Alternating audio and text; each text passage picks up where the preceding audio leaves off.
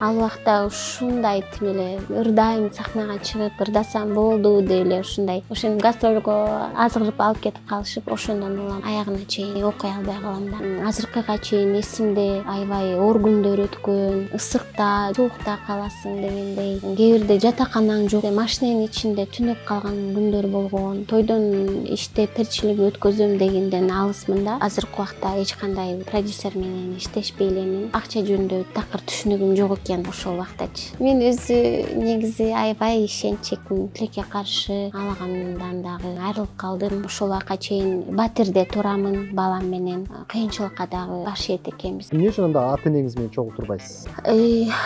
Эми кандай десем,